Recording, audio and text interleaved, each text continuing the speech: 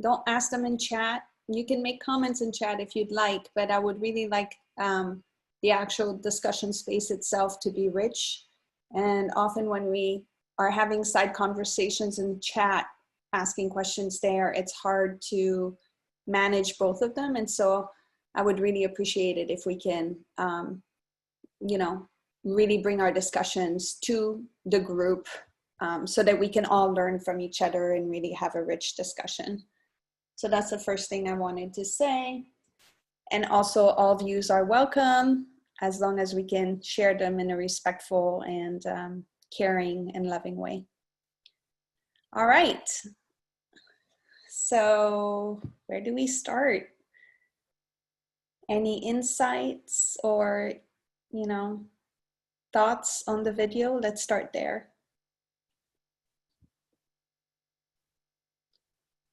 Unmute yourself if you want to speak. Hi, my name's Lisa. I'm just really surprised that I'm assuming that the young people that were in that class, this is a current group of students, didn't realize that they were not different genetically. I'm really shocked at their racial conditioning. I just thought we had come further in the education system. I was really floored. Mm-hmm. Can you say a little bit more about that? Well, it's been known for at least a couple decades, I think, that, you know, the genome has been mapped of humans, and it's scientifically proven that there are no genetic differences, and less than 1% goes into what makes us look different. And I just thought that was more commonly known in schools, and that kids understood that at a much younger age. Thank you for elaborating. I think one thing to keep in mind is at least my personal perspective and the ways that I've struggled with the concept of race and had to really work through it, is that it's one thing to be, regardless of whether they were taught or not, you know, and this is an older video, you can be taught something, but if you're also immersed in an ideology that refers back to race and makes us think that it's biological, it's really hard to take the concept that you're taught at an intellectual level and to really process it and internalize what that actually means in terms of your belief systems and things like that. So at least that's been my experience, the work that I've had, the inner work that I've had to do to kind of align the intellectual and the spiritual and the processing of what that looks like in real life. Any other thoughts about that? Yeah, I was just going to agree with you, say that in my experience, people have belief systems and they don't, a lot of folks don't trust what we're taught. And that goes for both spectrums, and there's a good reason for it. But people have a belief system, and like you said, if they are immersed in a particular belief system, then that's what's going to trump what they hear. They might, but a lot of folks aren't going to hear this, especially those who are, a lot of rural folks are not hearing these conversations. They're hearing extreme radio or propaganda-based conversations, and that's just the truth. They have to be people who are seeking this type of information to get it from, if you're not closer to the city. I've noticed that. One of my thoughts about the video is it's good for people to learn about this, and I hope that it's helpful for some if they have an open mind to like learning. But there's a part of the video that I'm I'm starting to, there's this theme that is recurring for me, is that race, this race issue is like this powerful, it is a powerful force, but it seems to be introduced without how do I say, without a hope to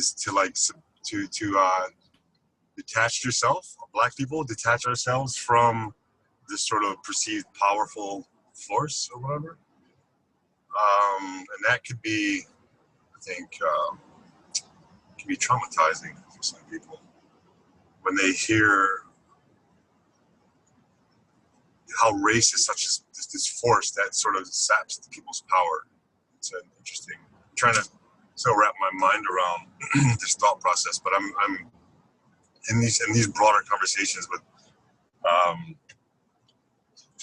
the bigger community. I'm seeing this theme introduced into the conversations. Thank you for sharing that, James. May I ask you a follow-up question? Yes, of course. Okay. I was just wondering if you could elaborate about what you mean by this idea of hope or no hope, and what that would look like. I just really want to hear how that's affecting you, and so that we can get a deeper understanding of what that means. There was a part, I don't remember exactly what was said, but it's the same thing that's being said. The woman right at the end of the video, where she said, race is a construct of human beings' intellect, that we created it. But then before that, I think she said something like, something to the effect that it's this powerful sort of force that, she said something about this powerful force, and almost she gave it a power that we can't do much about this idea. And so the hopelessness is when, and I need to like think a little bit more about it, and I need help about to say, because I'm trying to still wrap my mind around it. I'm just starting to have this sort of conversation in my life in the last one day or two. It's like people, saying how it's weaved into the fabric, and sort of the gory details of like the history. We're revisiting this thing that's in our face every day. A lot of Black people are, without real answers, and it's just like, let's keep revisiting this sort of painful thing, but there's no real like solution to it, right? Except for what Baha'u'llah says. And so it seems like that's where the visiting should be, in my eyes. And I think understanding, I completely believe understanding where we're coming from and what's happened is important. I think it needs to be, the way it's sort of shown and the way it's visited by the community needs to be handled, I think, in a very cautious way. Thank you, James. That was very insightful and powerful to understand the way this idea of race is portrayed. And, a lot of the wider discourses of society do talk about this idea of hopelessness. Like, I know Derek Bell talked about this idea of racial realism. And I was having recently, I don't know, I'd like people's thoughts on this. I was recently having a conversation in another space about this idea of hopelessness, and the way the literature really presents it is within the system that we are in right now, which is a white supremacist system that's based on hierarchy, that this hopelessness exists because of the way the hierarchy is built. And I often like to think that, for those who are Baha'is and for those who are not, the Baha'i faith talks about this idea of rolling up the old world order and establishing the new world order. And in my thoughts, you know, this white supremacist framework system that we exist in, within which there's this idea of hopelessness, is being rolled up, and a new system and a new world order is being established through the foundation of the Baha'i faith. And we're forging a new path as to how we're doing that, using the writings as our guidance, and the universal house of justice. And so I'm glad you brought that up. I've been thinking a lot about that as well. Yeah, and it's, part of me feels like, well, it's almost deceiving to keep saying over. It's like it's almost like it's a brainwashing. It's over and over again. We're hearing this message of this hopeless. You're hopeless, or you don't have any way out, or this thing is very powerful and you don't have any power, and the white people will have the power and you don't, and white people have the power and you don't, and this is the history, and this is what you should see. Look at this history that you've gone through. Look how traumatizing it is. It's like this thing over and over again, and it feels like a lie. It is a lie, but the people with the resources use this lie to do what they want to do. But the lie is that Black people are everyone in their own right. There's plenty of power in the Black community, and so it's like really disrespectful, deceiving, sort of like traumatizing, almost like they want to hypnotize you and continue on this sort of corralled conversation in a circle of like poop. Excuse my language, but it's old fast for me, because it's very almost childish, and it looks deceiving and it sounds deceiving. And a lot of people don't understand themselves or their history, won't know what to think about it, and they'll bring on this sense of like this false reality, instead of looking in itself now and taking it and seeing what we're able to do now and move forward now, coming to our spiritual selves now as a culture, as a body, and living our life and moving forward. Injustice, with that always in the back of our mind, and knowing how to act in the face of it, knowing how it presents itself, but not sort of getting this radio station over and over again, oh, you're powerless. It's really like, yeah. Mm-hmm. Thank you so much. This is extremely helpful, and a very good insight. So staying with this topic and that James brought up, I'm wondering if anyone has any other thoughts on this specifically.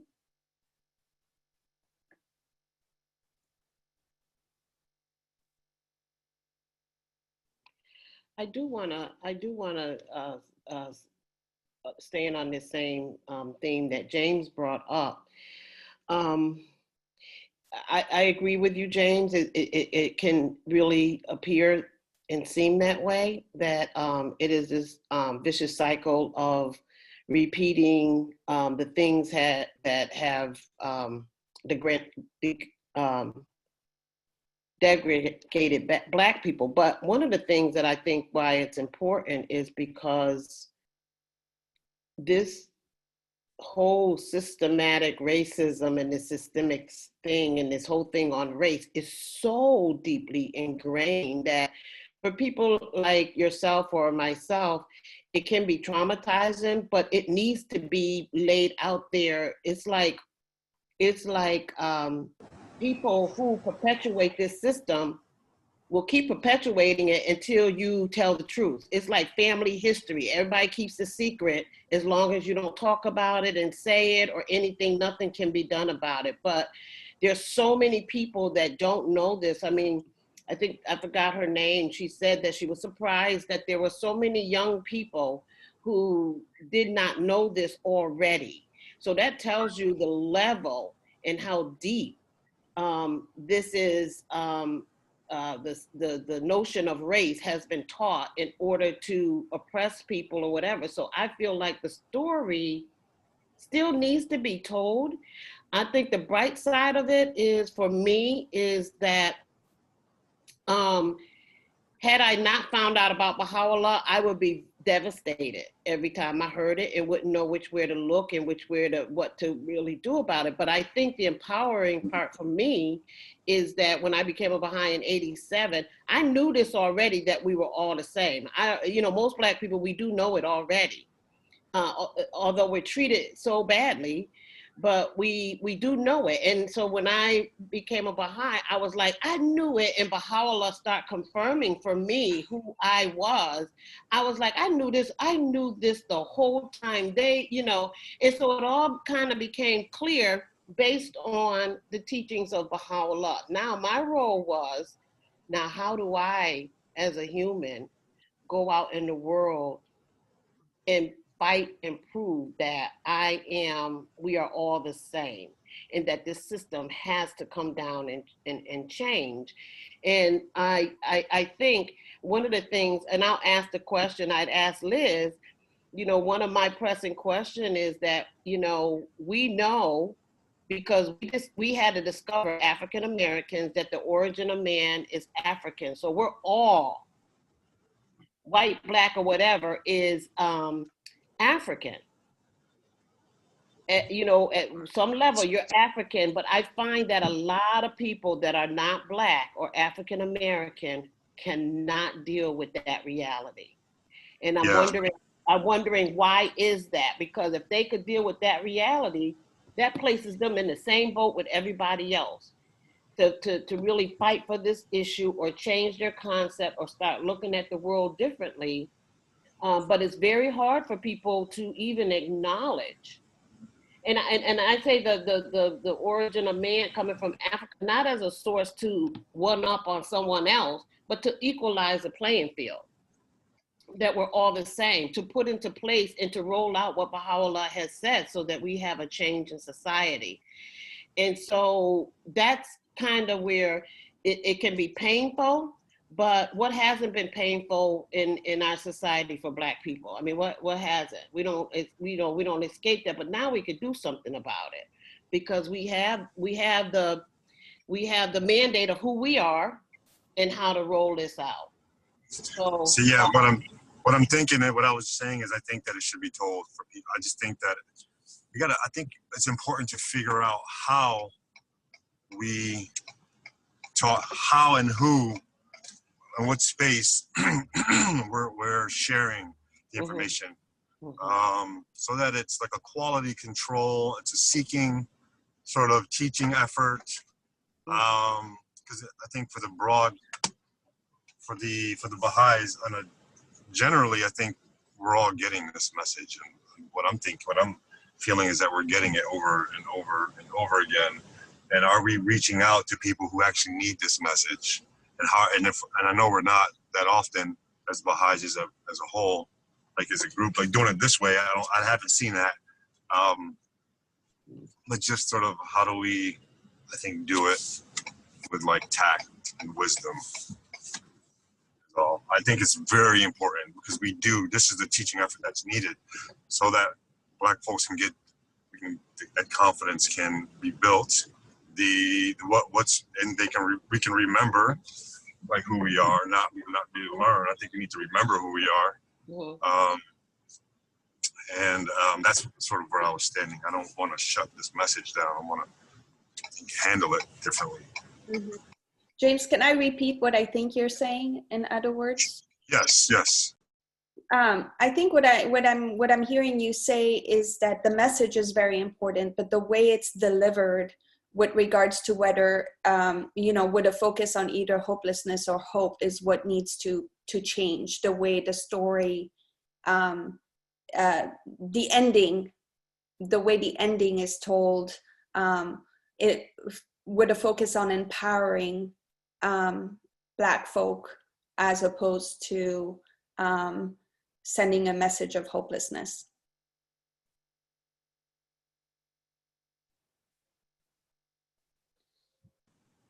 Yes, that's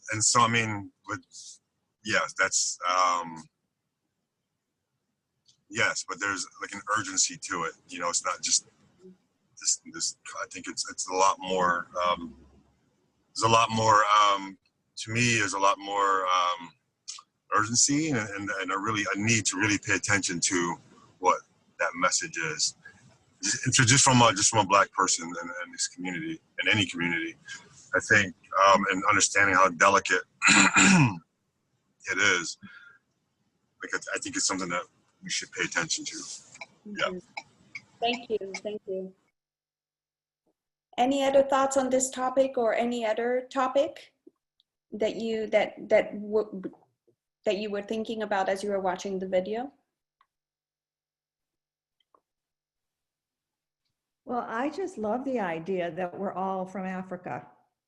I lived there for a while, so I know the beauty of the people and the place and the cultures. And I'm happy to say that science proves we're all out of Africa, and DNA, we're all similar, except for whatever that one gene is that we're not similar. I just think it's a marvelous message that all colors of people can articulate and get out there. I think it's very important for white people. You know, one thing Baha'u'llah teaches that really comes to bear on this subject is the harmony of science and religion. And that both systems of truth, religious revealed truth and scientific truth, when they're both interlocking and they reinforce the promotion of what is real and what is truthful. And they shine the light where it has been dark. And with DNA studies, I mean, I think the first article I remember reading was in 1988 in Science magazine, that DNA studies indicated we're all ancestors from an African woman. And they gave her a name, I don't remember the name, but I thought, this is incredible. This should really help promote the oneness, the concept, the consciousness that we're all one. But I think we have to continue to use a megaphone to promulgate these principles that are coming from science that reinforce the spiritual teaching that we're one, but also to use the megaphone for the oneness of humanity in our neighborhoods, in our relationships, in the way we treat one another. We have to bring it down to, what can I do in my everyday relationships? What can I do in my everyday spaces to go out of my way to make friends with people who may not look very much like me, but that we know under the skin we're all, we're in the same boat together. And so I think the harmony of science and religion, how can we utilize those two principles to buttress the work that we're doing? Thank you, Kathy, for sharing. Chuck I has had some thoughts about what Kathy said, but is there, Chuck, I'm sorry. Go right ahead, Jamie. Just, you know, thinking about this being a time where science itself is political, and you know, we have, I mean, I have to be honest, we have a president that, you know, spreads these, you know, anti-scientific thoughts. And so, you know, back to the original question that the first commenter asked about, how do people not know? People don't seem to have a whole lot of trust in science itself, and science, like I said, has become political. And as to the other part of what Kathy said, you know, the part that I would struggle with the most is, it's one thing to look at the oneness of humanity when you're in spaces like this, and we're, you know, having a supportive discussion on race, but I can't imagine, for example, going to like a Trump rally, not that I would go, but let's say I did, and how do you resolve that, you know, the oneness of humanity when, you know, like what is almost like manifest evil exists in humanity all at the same time. Thank you for sharing that, Jamie. And one thing I just wanted to add is that I think science has always been political. it's just, you know, when we think about scientific racism and the roots of a lot of traditional science historically, or even, you know, the bell curve with Murray, I forget what his full name is. It has always been political. And, you know, I think there's been a movement to push back on different types of science. And so thank you for raising that. Any thoughts on that comment, or any others? Any other thoughts? Liz, could I say something? Yes, please. Okay, thanks. I was thinking of Galileo as you were talking about the how science has been political, you know, just think about what happened to him. That goes so far back. But I so appreciate all the comments, James and Ella and Kathy and Jamie's comments on this.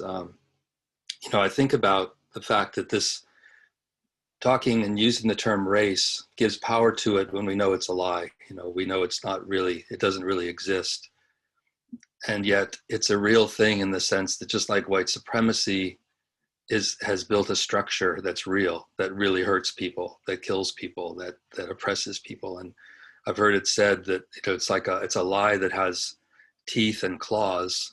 I can't remember where that comes from, but you know, it's a reality that we have to fight, even though it's an illusion. It's a lie. And so I think back to this idea of weeding out. You know, these concepts have to be weeded out. We have to weed them out of our own selves, understanding the reality of who we are, and then cultivating these new ideas and concepts of who we are. It's the new identity, the ideology of the oneness of humanity. And you know, I remember I'm paraphrasing, but James Baldwin said something about when you became white, we became black. You know, these constructs that were created to benefit one group of people and oppress another group of people they just need to be disassembled and rolled up, as you said, Liz. Yeah. Thank you. There's a quote by James Baldwin. You mentioned James Baldwin, and I'm going to paraphrase it. I was trying to Google it, but I didn't have time. And I think it's going to refer back to Jamie's comment as well about, for example, rallies and Trump rallies. And he talked about how when hatred is removed from the equation, all there is left is pain. And to explain why oftentimes people hold on to hate and hatred, because they don't want to go through the pain of working through it.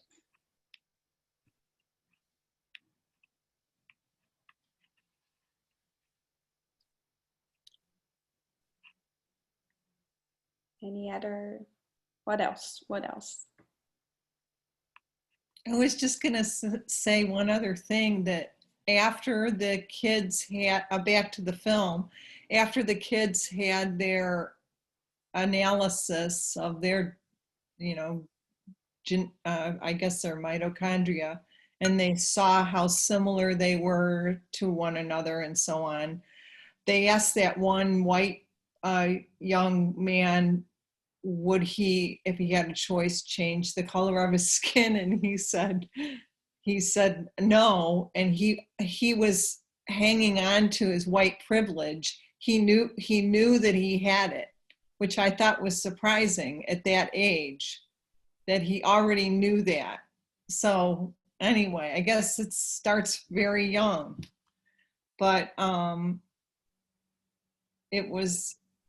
it's an interesting dilemma to try to show someone the oneness of humanity when that young man saw it on the screen with the blood test and so on. He saw the scientific proof, but yet he didn't want to change the color of his skin because he liked the privilege.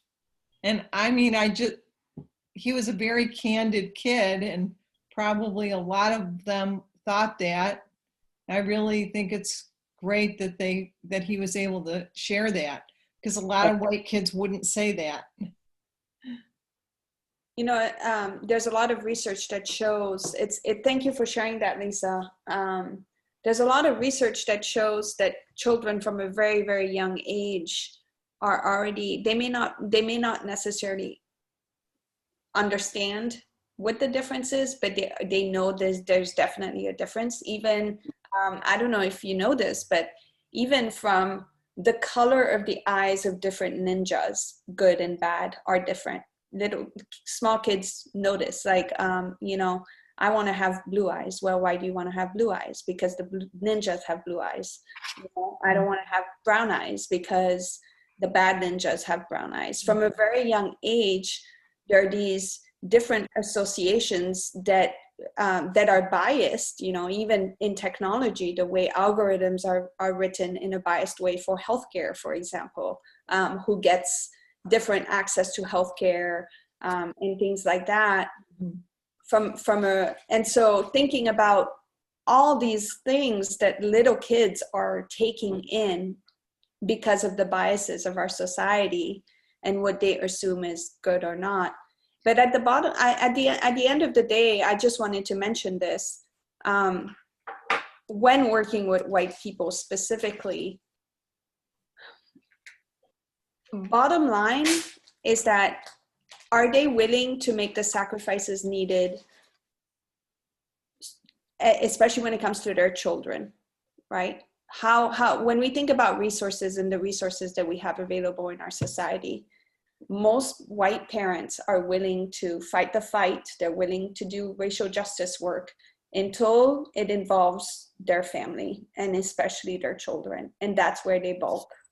And so, you know, I really encourage everyone to think about their own lives and the kind of sacrifices that are required to redress the inequalities, the wealth inequalities, the health insurance inequalities, all of these inequities that are happening in the system, and what we've been taught to think that we're entitled to, and are we willing to, you know, to take away some of those resources, knowing that our children will not have access to what we think they're entitled to. A bottom line, you know, it comes down to wealth, it comes down to resources, it comes down to access.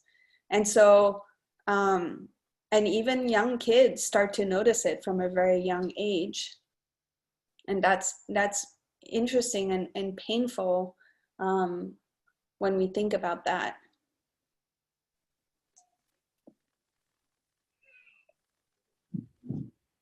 Thank you for having this conversation. Yeah, I was thinking of the inequality you just brought up, Liz, and the craziness of that theory, extinction theory, at the beginning of the 20th century, where certain races were more susceptible to diseases based on genetics. And it was clear that once living conditions improved, the diseases went away. And I'm a little concerned with this current pandemic that some science and media and other organizations are saying certain races are more genetically susceptible to this COVID-2. But in reality, I believe it's nothing to do with genetics. It's more with the inequality of minorities not having as much wealth, many minorities living in urban deserts without access to nutritious food. So I feel we need to be careful not to say it's a genetic thing from a race that's causing higher numbers of people getting sick in certain races. Thank you. Thank you. Thank you for sharing that. I see, Jeff, did you want to add something? I know. Yes, just a comment relating to part of the solution to all of this. And I think Kathy alluded to just the importance of, I think it was Kathy, of, you know, forming true friendships and relationships with people of other races who look different from yourself. And I was listening to a podcast this past week. And I think in these spaces, we've all heard that we feel like that's one of the major solutions, is fostering these friendships and truly getting to know other people. And I was listening to a podcast with Dr. Vivek Murthy, who used to be the Surgeon General, the 19th Surgeon General of the United States. And he's an author and also a researcher. And he was kind of just explaining, you know, how true, like when you actually form a relationship and a connection with another individual, the research has shown that the door is opened for you to, well, first see their positive qualities, and also give them the benefit of the doubt. And it allows you to listen to somebody to a greater degree, to be able to understand them. And, you know, these days, he was explaining how with technology and social media, we've gotten more this pitted against each other because you're not even seeing the other person. And so there's just no connection there that is allowing you to actually listen and give the other person the benefit of the doubt. And so that's why these spaces are so volatile, you know, and lead to just really ugly fights and conflict and stuff. And so, you know, research is showing that, you know, it really does come down to this one-on-one personal connection with people, you know, who have differing views, but you start seeing them as someone who is worthy of love and is loved by somebody out there. Somebody loves these people and finds qualities in them that are positive, and you will find some kind of, you will be motivated to hear them out. And, you know, I think that kind of going back to what one of Jamie's comments about, like at a Trump rally, I just think that there's just no way you could go into a space like that and expect to have a reasonable conversation with anybody, you know, but, and you might not even be able to have a reasonable conversation with one of those people in their neighborhood as their neighbor. But the only way to figure out that is by that human, you know, localized connection, and then having the possibility of them, you know, opening their heart and you opening your heart and to understand and to listen and stuff. And so I just wanted to share that just because I thought it was interesting to hear kind of this research side of supporting this idea of this fostering of relationships piece, and that it really has to come on this grassroots level. Mm-hmm, mm-hmm. Thank you. So I'm noticing some mics are unmuted. Sandra has had her mic unmuted. I don't know if she wants to say something, but I wanted to give her the opportunity. And then Georgette, and then Charles. Well, Liz, you're so sweet. I just wanted to read a quote from Baha'u'llah that I think about. And to me, I think about science and religion when I read this, if I may. Yes. I didn't realize this was Sandy. How's Sandy? Hi, how are you?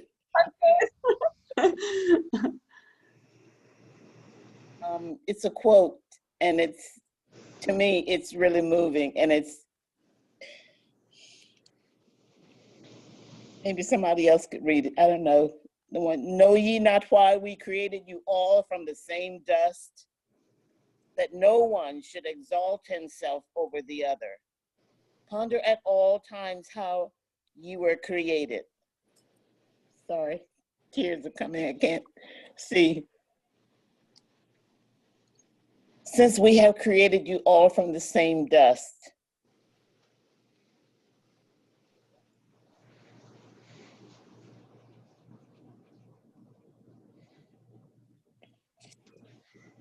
Since we have created you all from one same substance, it is incumbent on you to be even as one soul, to walk with the same feet, eat with the same mouth, and dwell in the same land, that from your inmost being, from your deeds and actions, the signs of oneness and the essence of detachment may be made manifest. I wish I'd known this when they first integrated the schools and I went to a different school. That's beautiful. Thank you. Thank you for sharing. Georgette, did you want to share? Yeah, I'll just say just a few quick things. For one, Liz, I just want to thank you again for this incredibly thoughtful program. And I want to thank everybody for their comments. One thing I got from this video was, again, how hard this is. I mean, I think the video did a great job of showing that, you know, we're talking about not decades, centuries of socialization and centuries of structural, you know, programs and processes that have been put into place to keep this, you know, unscientific and anti-religious view of humanity. This is hard. And that's what I got from this. Again, all of the work that has been done to keep these unfair structures in place. So this is hard. It's a struggle. The other thing I'd like to say is that I think, and let me just say, particularly for our Black men are catching hell. You know, let me just say, as a Black woman, in all honesty, I don't have to fear from the police. You know, I live in Chapel Hill. It's a pretty, you know, progressive place. I actually don't have a lot of fear myself. I've not had a lot of bad experiences. My brother is a professor. He looks very much like I do. He has had experiences. And so, and I teach, I have a lot of young Black male students. They are really upset. And so I think that we've got to acknowledge that. We've got to support them. They are in a very vulnerable place. And I think we have to acknowledge them. And then the third thing I'd like to say is that, you know, I do hear frustration sometimes. I hear despair. I hear people are tired. There's a lack of hope. But when I feel like that, I think about what my mother went through. I think about what my grandmother went through. My great-grandmother was, on my mother's side, was born into slavery. My great-grandmother was a slave in Virginia, Southern Virginia. And so when I feel hopeless and discouraged, I think about them and I gain power from them, and they kept on with the fight. And so I'd like to leave with, and others have said this, I have to say, this whole oneness of humanity, this is a big reason as to why I became a Baha'i a few years ago. I feel that the faith is ahead of the science. Now we have the DNA evidence that says that we're one humanity. Well, Baha'u'llah knew that, you know, in the 1800s. And so this focus on science and on education, I think, is one of the ways that will help humanity and culture and society still progress. So again, thank you, Liz. And I have a great deal of gratitude for everyone who commented on today's program. So thank you so much. Thank you. Thank you for your comments, Georgette. I just wanted to say, just to piggyback on what you were saying, Georgette, I'm super grateful for everyone who shows up and to have these difficult conversations, but especially for the people of the eye, as we like to call them, in the Baha'i community, or Black folk and friends of color, because you really don't need to show up here. And I know sometimes how triggering and traumatizing these conversations are. And I always look for feedback as to how I can enrich the sessions so that you also can benefit from them, because it's so easy to have a blind spot and focus on educating white people. So I just want to put that out there, and I'm always open to constructive criticism in terms of how I can better serve the people at the eye. So I'm very grateful to all of you. Charles, do you want to?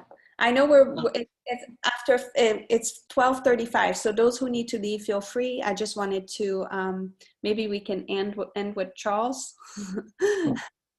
And actually, it was just a thought. And of course, we don't have time to do it necessarily, but I was just thinking about all that we are talking about. We're looking at it from different perspectives, historically, et cetera, now, but ultimately, it's where we are now that's important.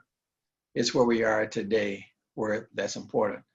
For instance, like if I were to, like if each one of us were to think of an example within the past week, think of an example within the past week of an act or change of thought that dealt with this process of oneness. Your own personal act, or even if it was in the form of thoughts, what comes to mind that you have done, that I have done within the past week that addresses the things that we are talking about here. Anyway, it was just a thought. I was wondering, for those who want to stay on for 5 or 10 minutes, would you be open to that? To talking about your own insights? I'd be happy to stay for an additional 5 or 10 minutes. Those who need to leave, feel free. I think it's a great idea and a way to end the session. Yes, Ed. Yeah, I just have a quick, I could probably look this up, but a quick science fact question. I know for some time I've known this fact. I don't remember when I first learned it, but that they mentioned in the movie, but I think we all probably knew before the movie, was when did it first become an established fact that human beings originated from Africa? Like, how long have we known that? Does anybody know how long that fact's been established? Can we get back to your point after we do the Charles thing? Oh yeah, sure. Thank you. Sure. I don't have the answer, but maybe somebody else does. Yeah, I wondered if anybody knew. Okay. All right, wonderful. So Charles, can I just hand you the baton? How do you say it? Baton.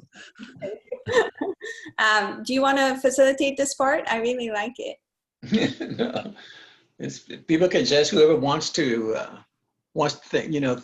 think about this past week, and whatever you can think of that you did this particular thing, or this particular thing came to you and you had to think about it, because racial issues come in all forms. Sometimes they stand in front of you and stand in front of your face.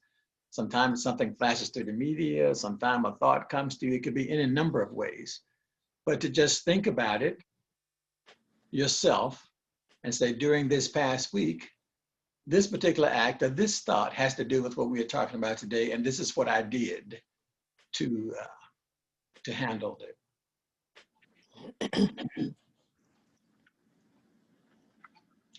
And if nobody says anything, that means that during this whole past week, nobody did anything that addressed race. I can say something. I can say something, and it's not necessarily for just this week. Sure. Since what the intensity of race issues just erupted around our communities this past couple of months, I have been intensely vigilant and digging deep into the historical perspective of it. So I'm so happy. I've asked Liz to send me this video so I can watch it. But yes, but what do I do week by week? I think I love the question because this whole change needs to come from a space of resolve and intentionality. We really got to be intentional. This past couple of weeks, what has been waking up for me is how much the ideas, the corrupt ideas of one person or a couple of individuals can change the course of history. And for me not to dwell on the negative of these individuals, the positives, the flip side of this is how much an individual like I can also impact change today, or individuals like us. And so it's giving me a lot more hope when we are doing things like junior youth groups, that we are helping the younger people to understand how their environment, which I think is the biggest skill, how to understand the forces that are coming at you today, how to discern truth. Where does truth come from? I think that's the biggest skill that I want my children and all the children in the world to understand. How do you individually investigate truth? Truth about race, for example, and why did this all happen? And I'm beginning to see it's really helping me to calm my agitation, my inner agitations, because like you said, Mr. Charles, if we don't get to start understanding where we are today and what we can do, there is that inner instability, and it goes both ways. It's not just from a Black person. I am thinking a white person too will be thinking about it. How do I deal with this? How do I deal with where does this come from? I think we are asking the same questions. So learn to find the answers. And lastly, certainly I'm resolved that there has to be a transcendent intervention about this. So praying to God to help me to understand how to find truth and discern truth. Wonderful. I see Sue has her hand up. Thank you. Sorry, I meant to say thank you. Oh, thank you. What I've been doing as my own consciousness, as I become more conscious at a practical level, rather than in my head, where I understand, but I don't change what I do.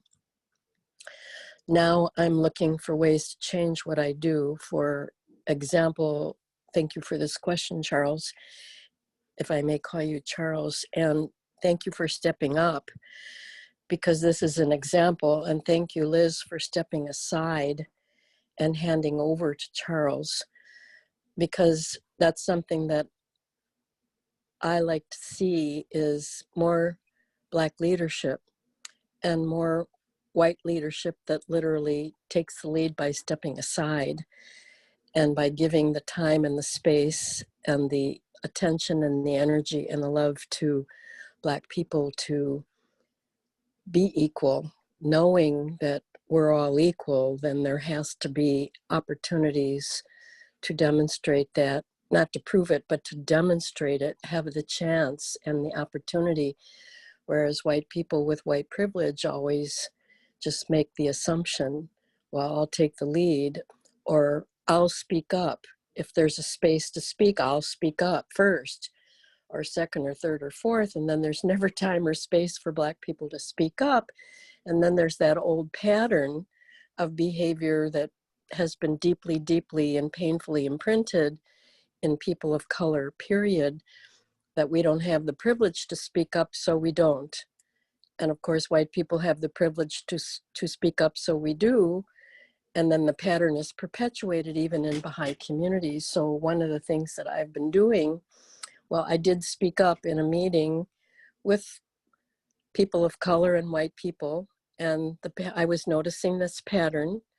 White people immediately spoke up when there was space, and then there was never time for people of color who are even just more shy, more modest, more even courteous to let someone else speak, and even to forego the opportunity entirely in the principle of unity or courtesy.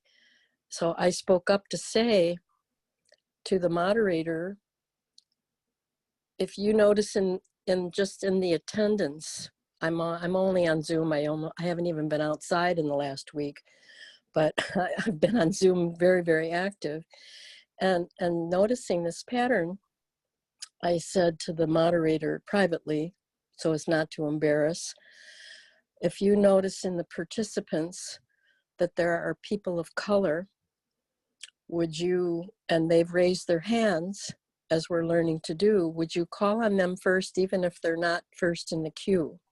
Usually it's the white people who will be first in the queue. I'm not saying this as criticism, just as an observation. She said, yes, I don't know everyone in who's participating, so would you help me privately? If you notice somebody's hands go up who's person of color, would you let me know privately? And I'll call on them and I'll explain that we're creating a shift in the way we conduct our gatherings. And it worked so beautifully. It worked so beautifully. And for the first time in the months that we've been on Zoom, people of color just spoke up like flowers blooming in spring. And it was so rich. There was so much joy. There was so much love. There was so much understanding. There was so much relief. And then another thing that I noticed was, again, time. The issue of time, and thank you again, Liz, for allowing this time and for allowing me to ramble right now, even though we may have gone over time, because in the indigenous way, which is the spirit way, and I believe it's the same in the Black community, there is no such thing as time.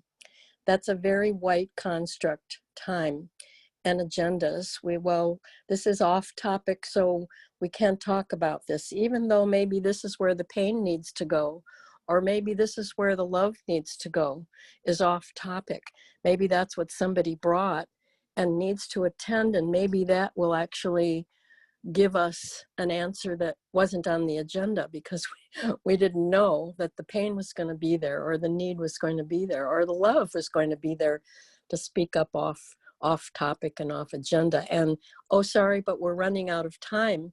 So I also brought that up because this was a meeting that was conducted out of an indigenous dominated area, even though it's by population, but it's a white dominated culture, which has been painful for many, many, many, many, many, many years. And I know that because I've experienced and participated in that pain myself. But for the first time, I spoke up to say, time isn't an indigenous construct. And could you consider just allowing spirit to attend, which means put the clock away. If somebody needs to leave, like you graciously said, Liz, and thank you again. If somebody needs to leave, please do. It will be fine. But for those who need to stay, who aren't done yet, you know, there's all the so-called all the time in the world. And the moderator took all of this to heart. And in a subsequent meeting, it was announced there won't be any issues of time anymore. We will not limit people to 2 minutes or 3 minutes, so that we have universal participation, which is an important consideration, universal participation. But a point that I made was, if you're talking about the fund or anything, universal participation is a prime principle. But however, you don't limit everybody to $3 contribution to the fund. So why limit people to 3 minutes contribution to the conversation, but rather just let people who are rich in something they have to say or something they have to share, something that they feel, just let that wealth just pour out. I really think we see a great big huge change, a shift in the energy, which is spirit dominated rather than dominated by appearance and privilege. And so the next meeting after that was completely different. It changed completely. And I think I'm done now. So thank you for that time. Thank you for sharing that. Liz, does somebody else want to go? I just wanted to say a couple things to go back to what Charles had asked. Is it okay? You know, Charles, that's a good question, because there's so many things that happen in just 1 week. I forget about them. You know, they get overwhelming and I have to put them back. But one particular thing is that sometimes it's good to choose nothing, to do nothing. So there's a few things that happened this week, and I don't know why in different areas, but for example, there are the subtleties there's the subtleties of racism. There's a few individuals at work that I know subscribe to a very right-wing way of living. I mean, I know it for, a fact. They don't, and I don't talk to them about anything that has to do with race or politics or anything like that. But so I got a call at work from one of these individuals who I don't particularly talk to, and I couldn't figure out why she was calling me. And it bothered me after. I couldn't figure out, she didn't want anything. And so she was talking and wasting my time, actually, because I had stuff to do at work. But when I got off she was talking, I was thinking, I'm not going to help her out. I'm not going to help her talk about why I think she's calling me, because I'm the only African American in my department, in my area. And she never calls me, but the issue of race and all the stuff that has happened this week and all of this stuff. And I'm like, why is she calling me? So I didn't choose to help her. Other incidences where people might put out like an email wanting to get some feedback on something, and my answer is I'm not going to answer them, because I don't think they really want to have a conversation. So these subtleties have come out, and I had a African American woman who called me from Florida. She used to work with me, and it's about another individual in our department who everybody knows she subscribed to this other way of living, and she had written a response to her of a Facebook thing that this woman had put up. This woman who is, I identify her as racist, but outwardly she's my friend. So outwardly she talks to me and likes me and want to come on trips with me, but then when you look at her page, it is the total opposite. So my friend who's African American called me from Florida and said, "What's up with this chick?" I responded back with a email I want to respond back to her on Facebook, and she wanted me to review what she said to see if this was okay, and I just told her, don't say anything, don't respond back to that. So I say this because it's okay not to say anything or not to do anything, and then there's times where you do something, so you have to pick your battles. But I noticed that this week I had a lot of opportunities to not do anything and let the individual sit in their stuff and not help them out, and until I get a real clear sign that they really want to have a dialogue and not a fight, or not to be right, and then we can have a conversation. Other than that, I'm just choosing which ones that I'm not going to help them. Yeah, thank you. Yeah, we understand that, of course. Others, we can't see everyone, so you just have to unmute yourself and just say what you would like.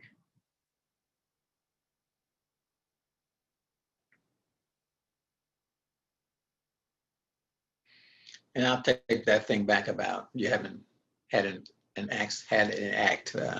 Sometimes we just don't like to talk about them.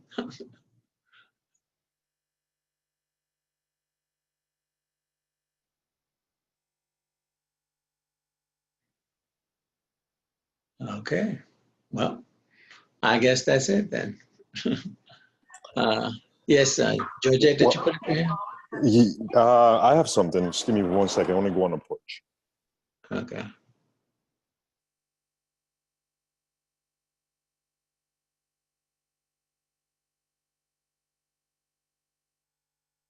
Okay. So the question, was it particularly about racism or just an opportunity to speak about making some sort of it's like as we go about our life, the issue of oneness has priority over everything else. And there are a lot of things out there that are not towards that. So the question was, can you think of something that you experienced, whether it was directly with someone, or it may have been something that you've seen. You may have to think about whether or not you're going to think about it or to do something about it. And if you wanted to share an example that you had like that, that was the question. Okay. I don't know if this fits, but it seems to be up that alley a little bit. This last night, having a conversation with Eric, with some police officers, I guess the Raleigh Police Department, who are reaching out to some of the communities to have these dialogues about what's going on in these neighborhoods. And the way it was framed was that they wanted to sort of create some kind of unity, and then reach out to the churches and the religious groups so that they can have, I guess, reach deeper into the communities and maybe be a part of the community a little more that way. And as we were talking last night, what came up was their idea of unity was just being more present and giving information about crime in the neighborhoods. And that's what they were bringing to the table to offer. This sort of, all of these communities was like presence and offering up stats on crime and what to watch out for and what's going on and things like that. And I just kind of told them that wasn't, I mean, we were thankful for them reaching out and things like that and all of the, the well-wishing, but letting them know that wasn't going to be really helpful for a lot of communities. Because what are they going to do with stats, and sort of bringing, and what I was trying to do was make them aware of the importance of like having a real understanding of what the community needs are and having a pulse on how the neighborhoods are evolving and the expectations and the fears and things like that, and hoping that the police department are not meeting these neighborhoods as a badge and as just a presence, but like, are they opening their hearts to really understand the people's concerns? Are they really looking at what these ideas and the conversations and these catchphrases are, like, systemic racism? Are they really trying to understand the plight of the people and what they're saying and on the other side of the table, or are they coming with an agenda to to not really listening, and so are they putting themselves in a place so that we're not talking in circles, but we're understanding each other and then moving forward? And that wasn't on the table, and I felt, and I prayed about talking with them and asked for guidance, and I hope that gave them clarity on at least what we were expecting at some level.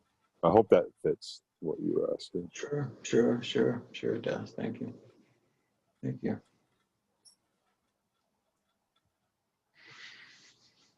Well, I just wanted to put one thing out there, that the things that we've been talking about, the oneness and in our country, that big question is directly between blacks and whites. I mean, it's the core of the problem.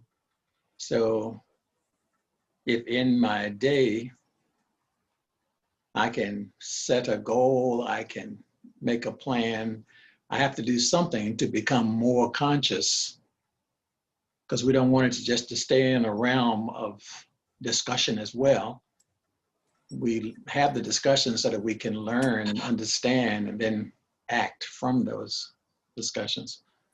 So unless I have a conscious plan to somehow do something today or tomorrow to address race between blacks and whites in some way, then perhaps I may not do it. I'll just resort back to how I've been doing things. And we can't do anything to make it better unless we're in each other's space. Even in doing this COVID time, unless we find some way to interact with people, some way. And because it's about action that's gonna make a difference. Charles, could I say something? Sure. Go right ahead. Go right ahead. I was just thinking, because as you're saying, because of COVID, I think this is a great question. A lot of interactions are in either Zoom or phone calls. I'm actually spending a lot of time on the phone, and it's hard sometimes to answer these kinds of questions, Charles, because it can appear that you're virtue signaling or patting yourself on the back by talking about things that you do. But I think it's important to share, and I share it in a humble spirit.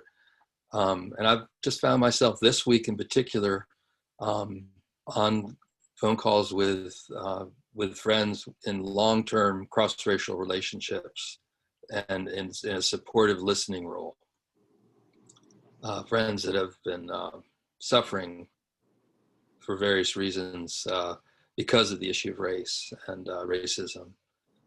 And I just appreciate that I can be just that listening ear, just to be there and be present, show my love and spiritual support in those kinds of cases. But again, these are 30-year-old relationships, these are long-term kinds of things. So it feels more organic.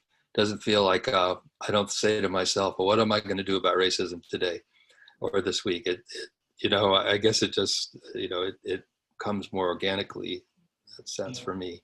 But I hope everybody can accept that comment. Thank you. And lastly, the reasons for giving the examples is that it might spark, I might hear something that someone is doing and say, oh, I hadn't tried that. I need to think about it. Or maybe this particular conversation didn't go the way it could have gone a different way. It's just to share experiences. We know all of you are all angels and we see your halos there. We just wanted to share that, that's all. Thank you. Thanks, Liz. All right, friends. I see Joan. Joan, did you want to share something? Maybe we can make that. I don't see many people, but when I go out on the trails, I make a special effort to say hello to the Black people. I mean, I just make a special effort to say hello. And I don't know what influence it has, but at least I'm, it's in my consciousness and hoping that a friendly hello might make their day a little bit better. Or even in stores, I'm more apt to say thank you to a Black woman than I am to a white cashier or whoever. So that's just my little way of helping promote racial unity in some sense. So Joan, that's beautiful. That's beautiful, Joan. All right. Can I say something? Yes. If anybody wants to. Yeah, I wanted to, follow up on the idea of working on oneself. And recently, I'm in several groups, that are helping to elevate the conditions of Africans and people of African descent. What? Coming out. So, can you hear me? Huh? Am I? Yes, we can hear. You can hear me? Okay, yes. So, one of the things that came up in these groups, at least two of the groups, is how much the conversations goes about like this? How can we help? How can we come up with projects? You know, what's the next projects that we can do? For example, in a region in Africa or an area in Africa. And but I'm thinking my understanding right now from community building process and social action is that that development needs to come from the people themselves. Most of the conversation almost certainly didn't have to do with the people themselves identifying their needs or generating their knowledge. And whenever I bring it in the group, people are very surprised and they're thinking, where is this kind of idea coming from? You know, because all what we know is you have to be in position of power or come to a position of power. For example, leaving the condition, leaving Africa, and now you're in position of material power to go do the change. And so that this has been a big jump in my understanding and understanding of the groups that I am with, you know, about how to deal with this. Yeah. Thank you, Elga.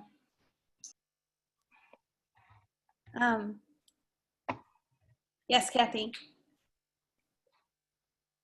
I'm sorry, this might be my second or third time speaking, and I hope I'm not taking somebody else's opportunity.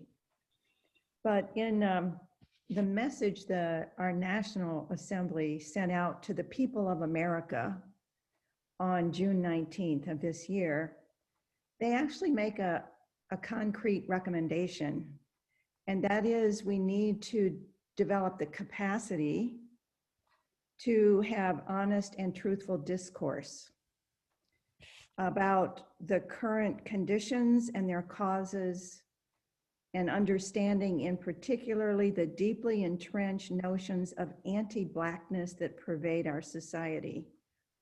And I thought that recommendation was, on the one hand, it sounds so simple, it sounds so easy, we just get around and we listen. They go on to say we must build the capacity to truly hear and acknowledge the voices of those who have directly suffered from the effects of racism. And I'm thinking this kind of space is moving in that direction. And where else can we create spaces where we can listen to those who have suffered from the systemic racism?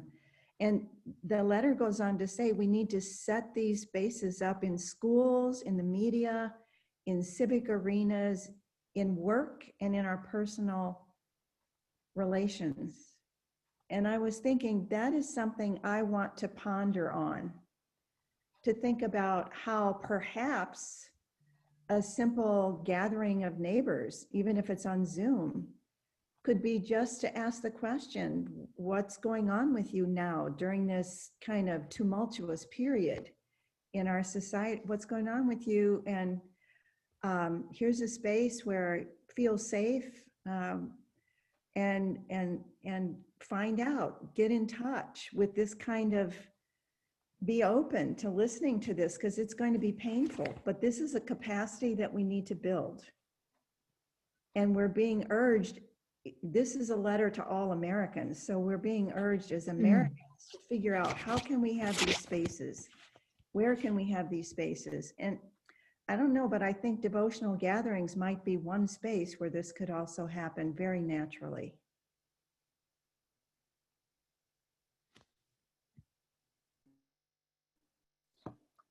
Thank you, Kathy.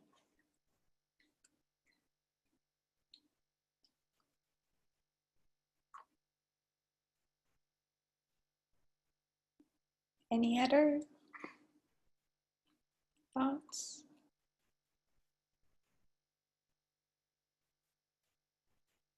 So friends, it's 1:09 and I'm going to go ahead and close the meeting. I was hoping maybe we could say a closing prayer or watch a YouTube video prayer. If anyone has any recommendations, they can put it in the chat or share their screen. Just let me know.